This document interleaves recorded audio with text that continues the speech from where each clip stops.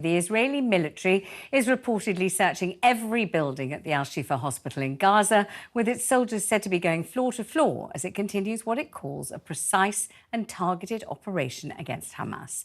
Israel says the hospital houses a Hamas command centre, a claim that medical personnel have denied.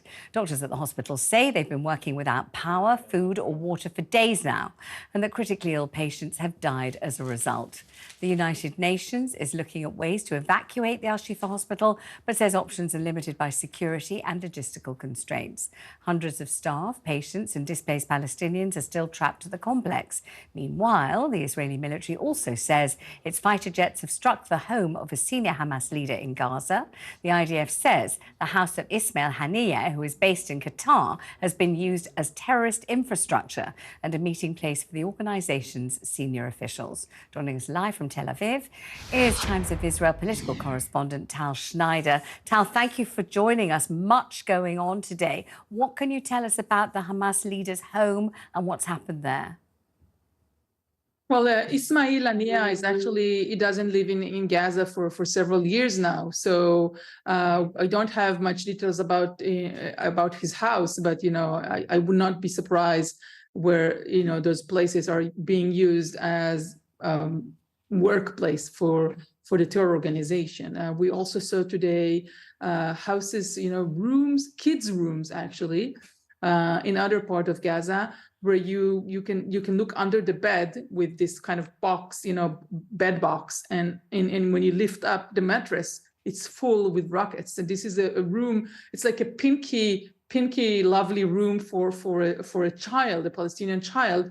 She was sleeping. It's a girl room. She was sleeping in a bed filled with rockets underneath. And I think you just showed in your video how the hospital, the MRI machines have, been used to host or to kind of a shelter for rockets. So it's all over the place. I mean, let's just talk about that a little more slowly. So people are watching and busy leading their lives, and they're not taking dictation from the television. They're just having some supper or looking out the window, so that they can hear what you're saying and digest what you're saying. So we're talking about little girls' bedrooms, all painted pink, full of toys and all the pretty things that anybody would want for their little girl, who they love, who they cherish. And in a child's bedroom, in a series of child's bedrooms, deadly weapons concealed beneath the bed. But also you're talking about MRI machines in the hospital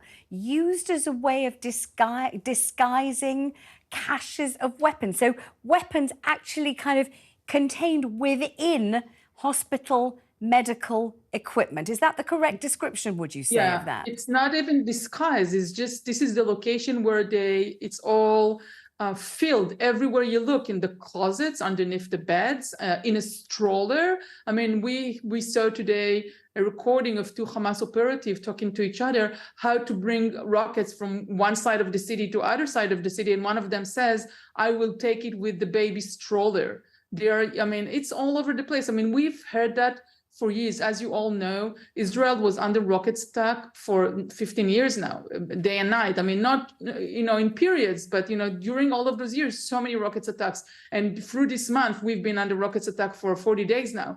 And now we've been hearing from Israel's military that they're using the bedrooms, the hospitals, the schools. I mean, UNRWA, which was part of the UN, admitted a couple of years ago that some of the rockets were hidden in an UNRWA school where the kids studying. Obviously, UNRWA didn't want to do it, but Hamas has used them. So. And we've been hearing this intelligence for years. We've been hearing how Shifa Hospital is a base of terror underneath the building. And now we get, for the first time, we see the real photos and videos of this pink room and this, you know, probably it was a lovely house before that. I mean, the girl, she has nothing to do with it. She's not to be blamed. And I do hope she is alive. I don't know that. But, you know, it's horrible to see how they've been using the civil population, and they were, you know, using them to just launch rockets from probably the roof of the house, the rooftop. I don't know. I mean, Tal, when we hear the phrase, and we've heard it many, many times, using ordinary civilians, innocent civilians, as human shields, it becomes one of those phrases that you hear so often. You kind of let it pass you by. You don't quite try to imagine what that means.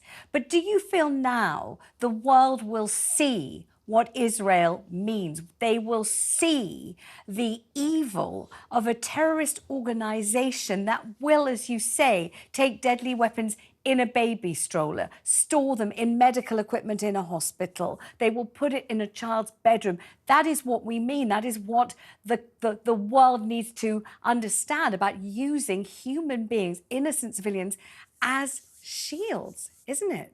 I really hope the world will see. I have to tell you this. I mean, Israel was always the first to go on under this kind of terrorist. It's like a guinea pig, you know. They try things on Israel for many years. I mean, we've been the first to be kidnapped with airplanes or other things. And this time around, when this terror attack atrocity took place on October 7th, and they infiltrated Israel and took captive 240 people from their homes and terrorized this entire region, because, you know, we had 22 villages torched, no place to live there anymore. So when you see this event, you are realizing this is a new type of terror. We don't even have a word for that, because this is, you know, they killed so many people on the same day. And I am, you know, I've been interviewing terrorist specialists, and they say Israel comes first, then, you know, rest of the world need to be on alert, because in other countries they take note and they learn and they copy from those atrocities. So Tal, I thank you very much indeed for this report. I don't wish that for anyone. Thank you very much indeed. And the emotion and the passion and the shock and the horror is clearly etched on your face. I really do appreciate it. Thank you very much indeed.